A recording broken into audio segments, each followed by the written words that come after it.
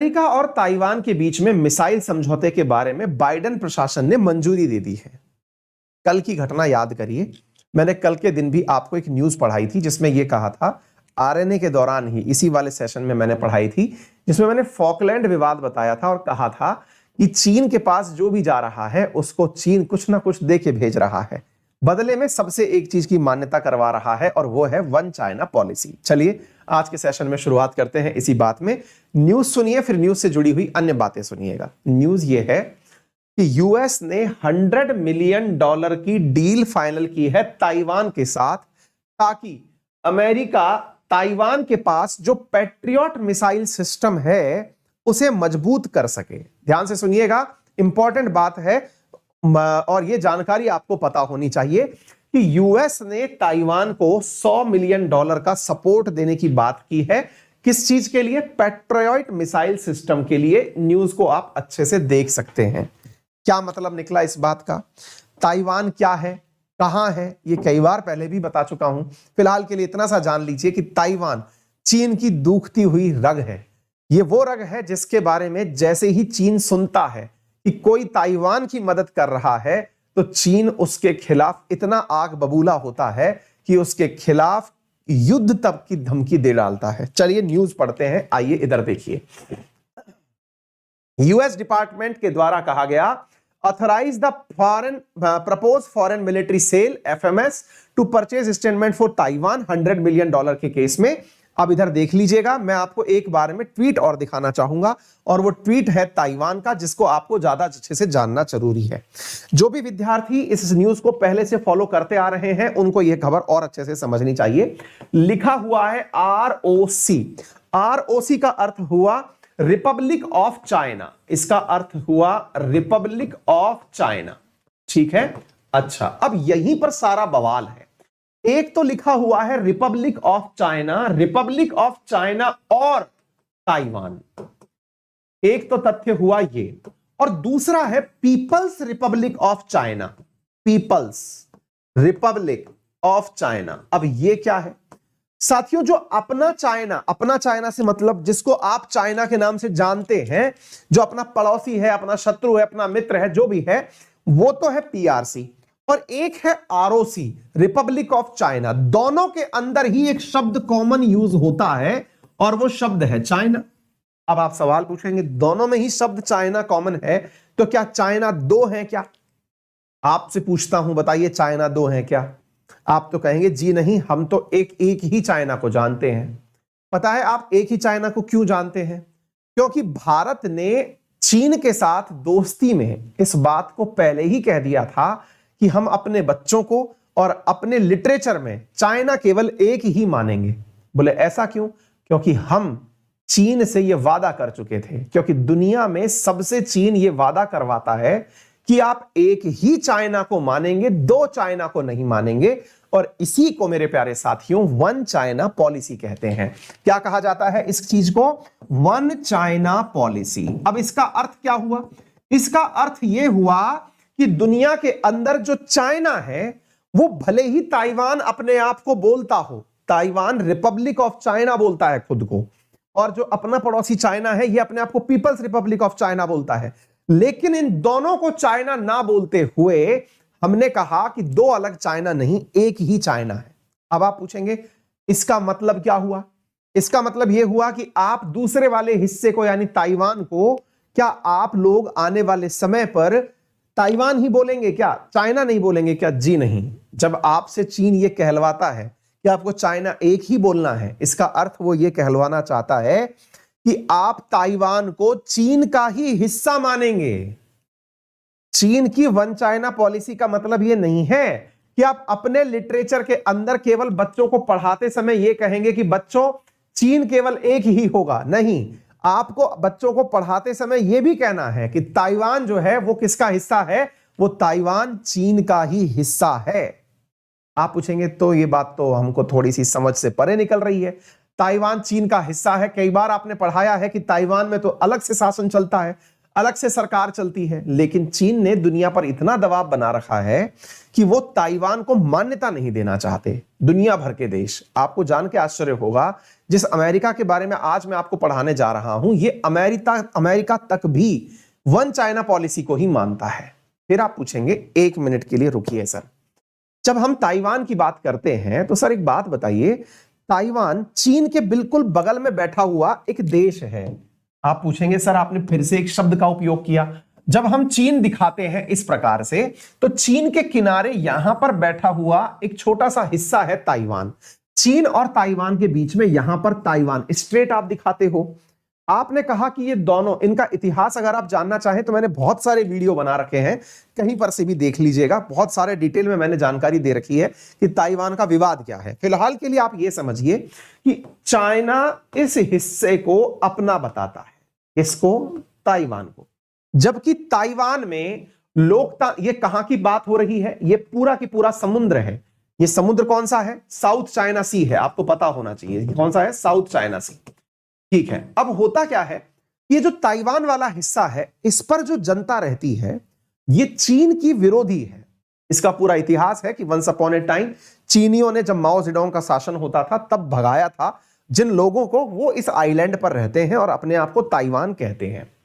ये जो ताइवान वाले लोग हैं, ये अपनी सरकार खुद से लोकतांत्रिक तरीके से चलाते हैं, यानी कि ये डेमोक्रेटिक तरीके से सरकार यहां पर चलती है। बकायदा यहां संसद है, और तो और ताइवान की अपनी सेना भी है। अच्छा, ताइवान की अपनी सेना भी है। चाइना के बारे में बताएं तो यहां पर वन पॉलिटिकल पार्टी का शासन है, दैट इज कम्युनिस्ट पार्टी का शासन है। अपनी इसकी भी सेना है, इन दोनों के पास सेना है, लेकिन ये बहुत छोटा सा आइलैंड है। इसलिए जब भी दुनिया में यह कहने जाता है कि मुझे मान्यता दे दो कि मैं भी एक देश हूं, मेरी भी जनता सरकार चलाती है, डेमोक्रेटिक इलेक्टेड है हम लोग, हमारे पास भी सेना है, तो मुसीबत क्या आती है? देखिए, याद रखिएगा, कल को आप में से कोई भी व्यक्ति अगर यह सोचे कि मैं अपना देश बना लूं, भाई मेरे को लगता है कि 100 बच्चे जो हैं वो मुझे जानते हैं, मानते हैं, मेरे ही कहे अनुसार काम करते हैं। उदाहरण के रूप में मानिए, अब मैं ये चाहूं कि मेरी अपनी संसद हो, मेरा अपनी करेंसी हो, मेरी अपनी डिफेंस सिस्टम हो, तो क्या मैं ऐसा करके अपने इन 100 बच्चों के क्षेत्र या गांव को देश कहलवा सकता हूं क्या? आंसर है आप तो कुछ भी कहिए। स्वामी नित्यानंद ने ऐसे ही कैलाशा नाम से देश बसा लिया, लेकिन आपके कहने से देश नहीं बन जाता। तो फिर कैसे बनता है? देश बनता है जब कोई आपको मान्यता दे। कैसी मान्यता? मान्यता का अर्थ यह हुआ कि आपकी एम्बेसी अपने यहां खुलवाए और डिप्लोमेटिक रूप से आपको यह कहे कि हां, हम आपके साथ अलग से व्यवहार रखने को तैयार हैं। यूनाइटेड नेशंस के द्वारा मान्यता दी जाए उसे एज ए कंट्री। फिर आप पूछेंगे ताइवान का क्या हाल है? ताइवान को साथियों दुनिया के बहुत कम देश मान्यता देते हैं, मुश्किल से 10-15 देश हैं जो मान्यता देते हैं कि तुम एक देश हो। अदरवाइज चीन ने दुनिया भर के हर देश पर यह कहलवाकर प्रेशर क्रिएट करवा रखा है कि ताइवान चीन का हिस्सा है, थोड़े नाराज हैं लेकिन फिर से मिल जाएंगे। लेकिन यह इसके लिए एकदम ईगो का विषय छुपा हुआ है। मतलब चीन के लिए जो ताइवान है यह बहुत बड़ा ईगो पॉइंट है। अगर कल को ताइवान चीन से अलग हो जाता है, अलग से मतलब यह हुआ कि ताइवान को लोग मान्यता दे देते हैं, तो यह अपने आप में बहुत बड़ी चैलेंजिंग विषय बन जाएगा। अभी क्या हुआ आपको मालूम होगा, शीतकालीन ओलंपिक चल रहे हैं। कहां पर? चीन के अंदर। 32 विदेशियों को बुलाया गया था इनॉग्रल सेरेमनी के अंदर। उनमें से अधिकांश देशों के द्वारा, जैसे जब रूस आया तो रूस से कहलवाया चीन ने कि कहो आप कि वन चाइना पॉलिसी में हम विश्वास रखते हैं। रूस ने कहा कि हम वन चाइना पॉलिसी में विश्वास रखते हैं। दूसरा सवाल पूछा गया कि आप अगर वन चाइना पॉलिसी में विश्वास रखते हैं तो यह कहिए कि आप ताइवान से अलग से व्यवहार नहीं रखेंगे। रूस ने कहा हम अलग से व्यवहार नहीं रखेंगे। अब तीसरी चीज जो निकल करके आई, अब ताइवान के विषय में रूस आया, चीन, उसने कह दिया कि ताइवान को हम अलग नहीं मानते, आपका हिस्सा मानते हैं। इनडायरेक्टली रूस को चीन ने यह कहा कि आप चिंता मत करिए, मैं आपके यूक्रेन को आपका ही मानता हूं। मतलब रूस को समर्थन चीन ने यह दिया कि कल को यदि यूक्रेन पर चढ़ाई करनी पड़े और आपके ऊपर दुनिया टूट पड़े तो चीन आपके साथ खड़ा है। वहीं बदले में रूस ने चीन को यह व्यवहार वो दिलवा दिया कि अगर आपके ऊपर ताइवान के मामले में कोई लड़ाई करे तो मैं आपके साथ रहूंगा। बात को समझिएगा, दुनिया के अंदर ग्रुप बन रहे हैं। ओलंपिक तो केवल बहाना है, पॉलिटिसाइजेशन चीजों का चल रहा है। पाकिस्तान ने चीन के साथ कहा कि वो ताइवान को अलग देश नहीं मानता। अर्जेंटीना आया था कटोरा लेके, उसने भी कहा कि वो अलग नहीं मानता। अरे हम तो गए नहीं, हमने तो डिप्लोमेटिक बायकॉट कर रखा है, फिर भी हम वन चाइना पॉलिसी मानते हैं, हम ताइवान का अलग से अस्तित्व नहीं मानते। आप सोचकर देखें, अमेरिका खुद इन दोनों को अलग मानता है, लेकिन इन दिनों कुछ और चल रहा है। चल क्या रहा है? अमेरिका ताइवान को बढ़िया बढ़िया हथियार बेच रहा है। अमेरिका का मामला है, अमेरिका है एक बहुत बड़ा व्यापारी, और उस व्यापारी को ताइवान में दिखता है पैसा, क्योंकि ताइवान इंडिपेंडेंटली भी बहुत अच्छे से कमाता है, दुनिया के टॉप 50 कमाने वाले हिस्सों में आता है। ऐसी स्थिति के अंदर ताइवान जो है वो अपने पास में जो हथियार मांगता है, वो हथियार अमेरिका इसे पहुंचा देता है। रिसेंटली इसके द्वारा 2019 में जब ट्रंप का शासन हुआ करता था, तब यहां पर एक मिसाइल सिस्टम पकड़ाया गया था जिसका नाम था पैट्रियट मिसाइल सिस्टम।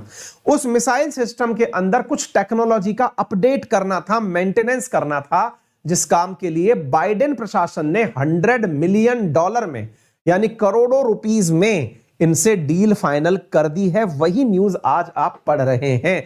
आज जो आप न्यूज पढ़ रहे हैं जिसमें कि ये लिखा है, आप देख लीजिएगा, लिखा क्या है, यहां पर लिखा हुआ है, कहां गया, हाँ, As per DSCA, upgrading the Patriot Air Defense System would serve the interest of both Taiwan and the US। आप यहां पर न्यूज देख सकते हैं कि यूएस ने $100 मिलियन की डील ताइवान के साथ इनके पैट्रियट मिसाइल सिस्टम को डेवलप करने के लिए दे दी है। अब आपके दिमाग में एक सवाल आएगा, सर एक बात बताइए, इससे फायदा क्या हो जाएगा? अगर अमेरिका इसके सिस्टम को डेवलप कर देता है तो कुछ फायदा होगा क्या? बिल्कुल फायदा होगा। क्या फायदा होगा? असल में हो क्या रहा है कि चीन आजकल ताइवान को धमकाने के लिए अपने हवाई जहाज ताइवान के ऊपर से उड़ा देता है। तो आप पूछेंगे उससे क्या फर्क पड़ रहा है? फर्क यह पड़ रहा है कि जो पैट्रियट मिसाइल सिस्टम है, इसको डेवलप करने का अर्थ ही यह हुआ कि यह बिल्कुल वैसे ही है जैसे भारत के पास S-400 है।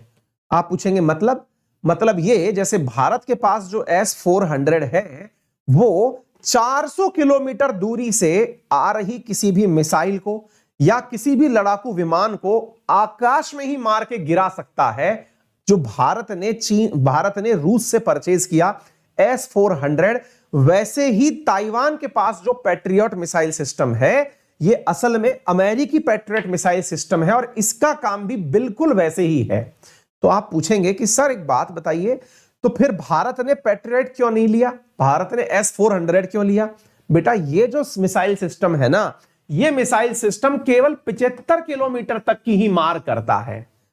हमने तो 400 किलोमीटर दूर तक की मार वाला लिया है। मतलब ये है कि ताइवान में अगर ये खड़ा हुआ है, 75 किलोमीटर बहुत होता है ताइवान के लिए। कारण क्या है कि जैसे ही चाइना के विमान ऊपर आएंगे तो ये मिसाइल सिस्टम 75 किलोमीटर ऊपर थोड़ी उड़ता है, कोई उड़ा करके इसको मार देगा। 16 से लेके 20 के किलोमीटर के बीच में उड़ते हैं सब, ये आसानी से उन्हें टारगेट कर सकता है। आ गई बात समझ में? तो इन्होंने इस मिसाइल सिस्टम को इनसे परचेज किया था 2019 में, अब अपडेट कर दिया है। उम्मीद है कि आपको यह पैट्रियट सिस्टम के बारे में समझ में आ गया होगा। डिफेंस सिक्योरिटी कॉर्पोरेशन एजेंसी ने अपने द्वारा इस बात को कहा है। 2019 की आपको यह न्यूज पता होनी चाहिए, जिसमें ट्रंप के द्वारा रेथॉन टेक्नोलॉजी नामक कंपनी के माध्यम से इस वाले सिस्टम को बेचने का कार्य किया गया था, जिसकी वजह से अमेरिका का कहना है कि इस क्षेत्र के अंदर पॉलिटिकल स्टेबिलिटी, मिलिट्री बैलेंस और economic and progress in the region स्थापित होगा।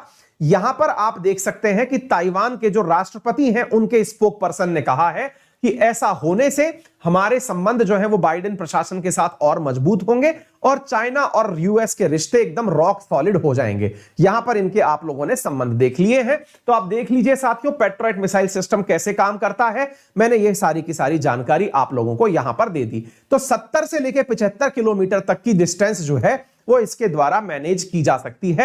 ये किसी भी क्षेत्र से आने वाले मिसाइल के ऊपर टक्कर देके उसको खत्म कर सकता है। आप देख सकते हैं इस प्रकार से इसके द्वारा अटैक किया जाता है।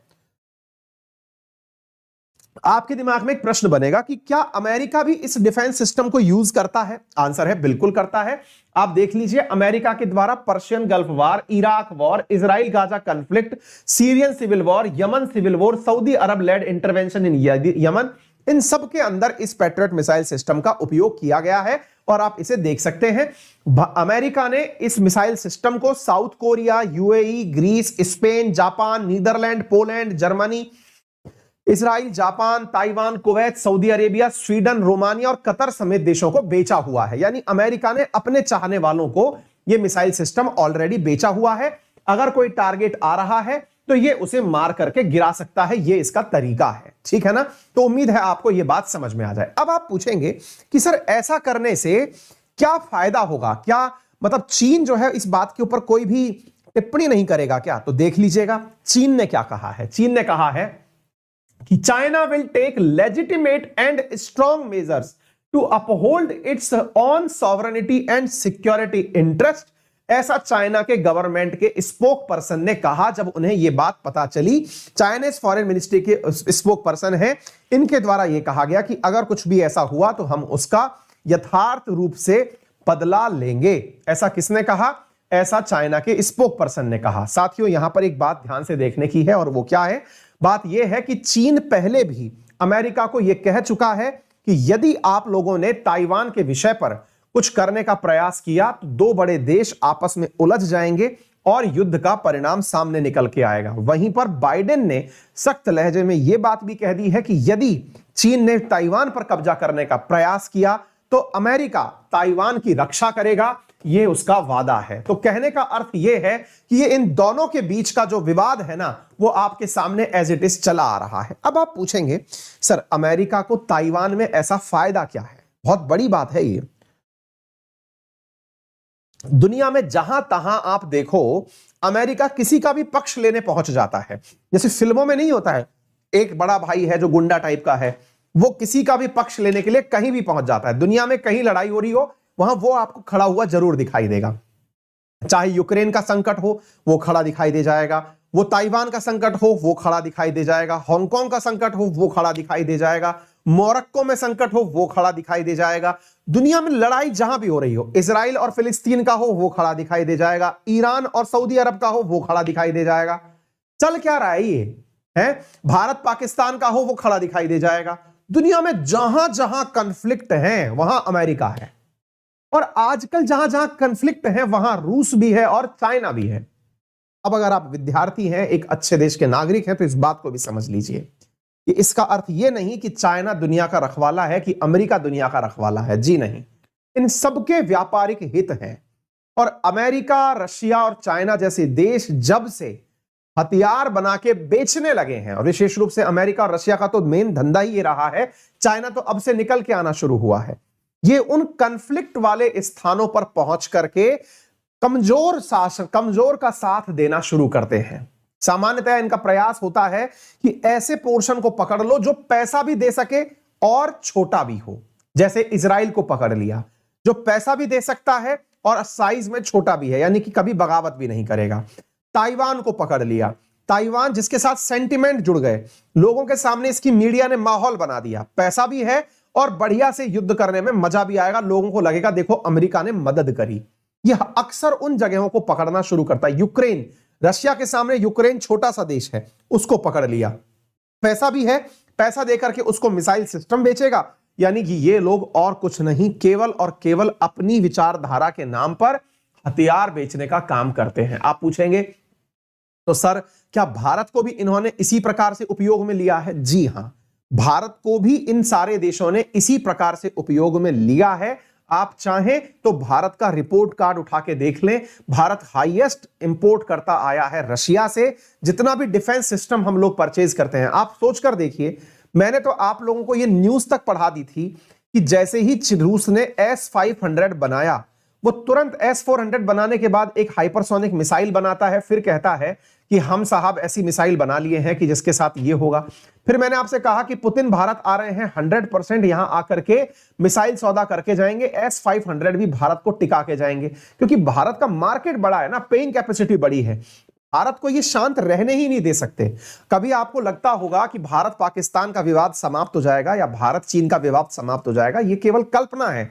हम शांति से रहना भी चाहें तो ये लोग नहीं रहने देंगे।